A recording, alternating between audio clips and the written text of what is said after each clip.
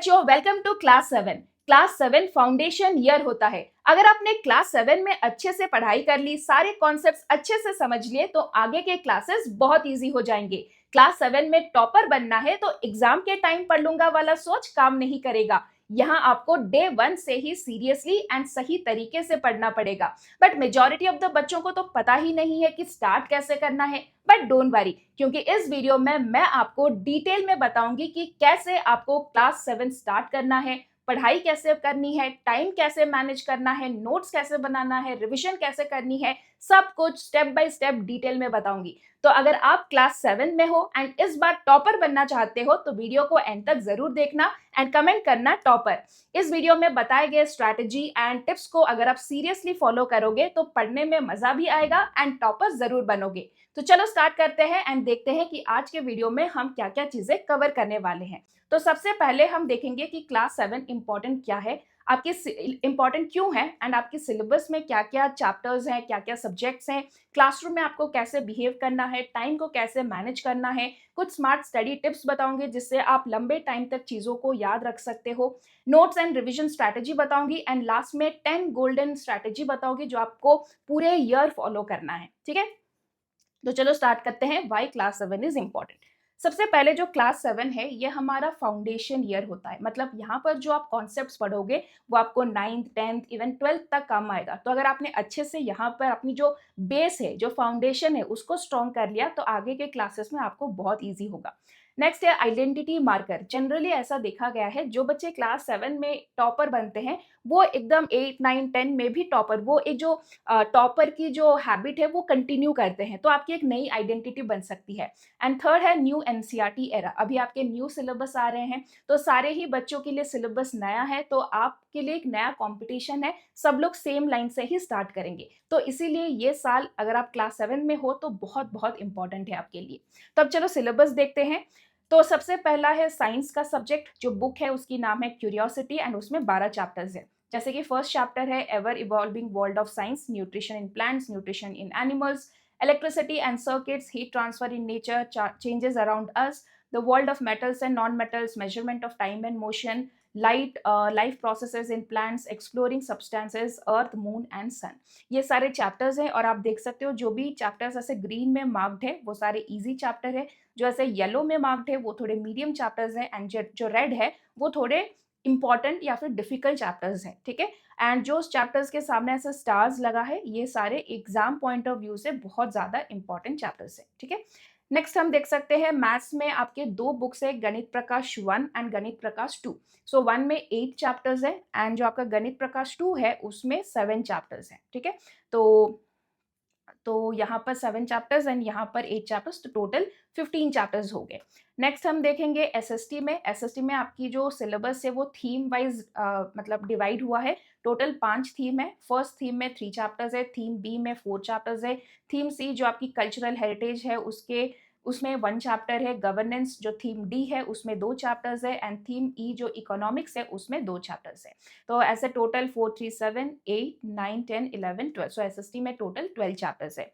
फिर इंग्लिश है, इंग्लिश में भी 15 चैप्टर्स है, आप देख सकते हो एंड डू नॉट वरी, आप इसके स्क्रीनशॉट ले सकते हो और आपके ये सारे बुक्स के जो लिंक है, एनसीईआरटी बुक्स के लिंक आपको डिस्क्रिप्शन सेक्शन में मिल जाएगा। बहुत सारे बच्चे बोल रहे थे कि बुक्स नहीं मिला है, तो कोई प्रॉब्लम नहीं है, आप एनसीईआरटी के वेबसाइट से डाउनलोड कर सकते हो और आपको लिंक इसी वीडियो के डिस्क्रिप्शन सेक्शन में मिलेगा। ठीक है, नेक्स्ट हिंदी में आपके 10 चैप्टर्स है एंड संस्कृत में 12 चैप्टर्स है, आप इसके स्क्रीनशॉट्स ले सकते हो। तो अब देखते हैं टोटल हमारा कितना चैप्टर्स हो गया। टोटल हमारा क्लास 7 में इन्हीं 6 सब्जेक्ट्स को लेकर 76 चैप्टर्स हैं। ठीक है, बहुत बच्चों के स्कूल में ऐसा हो सकता है कुछ एक्स्ट्रा सब्जेक्ट्स हैं या फिर कुछ सब्जेक्ट्स नहीं है, तो थोड़ा जो टोटल नंबर ऑफ चैप्टर्स है वो वैरी कर सकता है, बट आपका चाहे सिलेबस कुछ भी हो, आपको स्ट्रैटेजी यही वीडियो में जो मैंने बताया है उसी को फॉलो करनी है। ठीक है, तो सोच लो आपको 76 चैप्टर्स ये पूरे साल में पढ़ना है। सितंबर के अराउंड आपका मिड टर्म आएगा, राइट, तब उसके हाफ ऑफ द चैप्टर्स आपको कंप्लीट करना है बाय सितंबर end next half of the chapters आपको सितंबर के बाद कंप्लीट करनी है। तो ऐसे ही आपको अपनी प्रेपरेशन, डेली पढ़ाई आपको करनी है क्योंकि चैप्टर्स बहुत ज़्यादा है, राइट। नेक्स्ट हम देखेंगे things to do in class. तो बच्चों हमारा जो टाइम है, ठीक है, उसमें से 6 टू 8 आवर्स हम स्कूल में स्पेंड करते हैं। एक मेजॉरिटी ऑफ द टाइम हम अपने डेली लाइफ का स्कूल में स्पेंड करते हैं, तो उस टाइम को हमें इफेक्टिवली यूज़ करना चाहिए। कैसे कर सकते हैं? पहले क्लास में हमेशा एक्टिव रहो, जो टीचर पढ़ा रहे उसे अच्छे से सुनो एंड समझो।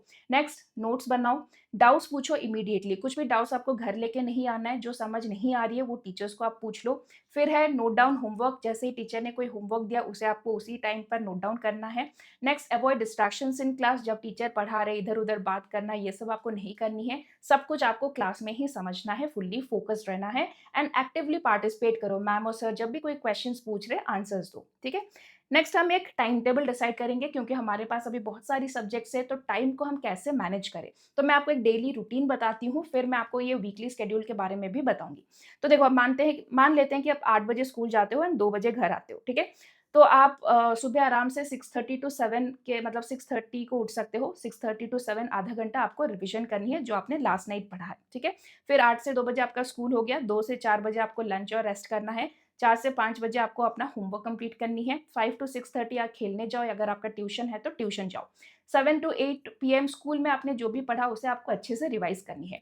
8 टू 9 पीएम आपको प्रैक्टिस क्वेश्चंस करनी है। ये आप किस सब्जेक्ट का करोगे, इसके लिए मैंने एक वीकली शेड्यूल बनाया है।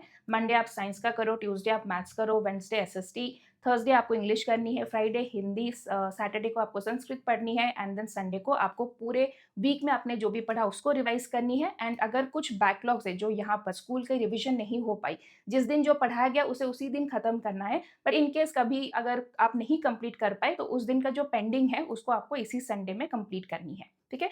तो ये हो गया 8 टू 9 पीएम आपको क्वेश्चन प्रैक्टिस करनी है, 9 to 10 family time, dinner time, phone भी देख सकते हो, थोड़ा रेस्ट कर सकते हो, 10 टू 10:30 पीएम भी ब्रेक लो एंड नेक्स्ट दिन के लिए अपना स्कूल बैग रेडी करो एंड देन सो जाओ। 10:30 टू 6:30 तक आपको सोना है, आराम से 7 टू 8 आवर्स एंड देन उठ के शाम को आपने जो भी पढ़ा वो आपको सुबह रिवाइज करनी है। कुछ इंपॉर्टेंट रूल्स है जो टॉपर्स लोग फॉलो करते हैं, आपको भी फॉलो करनी चाहिए। हमेशा सेम टाइम पर पढ़ाई करो, ठीक है? जो आपकी टाइम है, एक 4 टू 5 पीएम का टाइम है, 7 टू 8 पीएम का टाइम है, 8 टू 9 पीएम, ठीक है?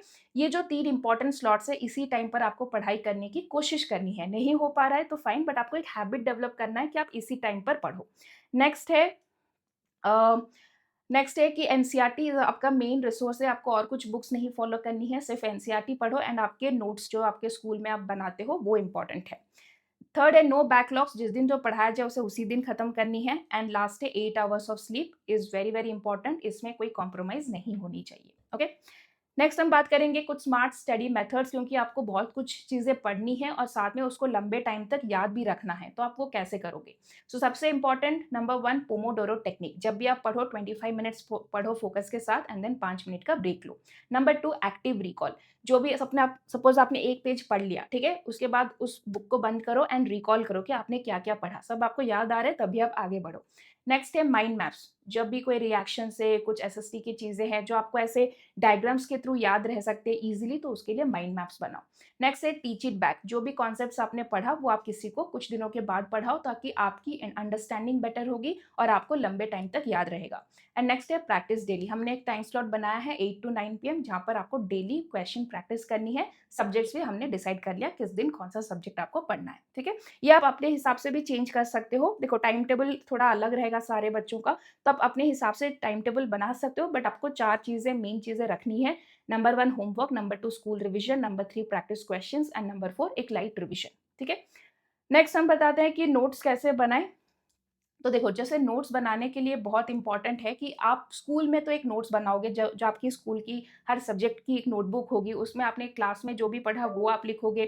फिर उसके बाद अगर आपके पास जो क्वेश्चन आंसर्स होंगे वो लिखोगे, राइट? तो शॉर्ट नोट्स क्यों बनानी है और कब बनानी है?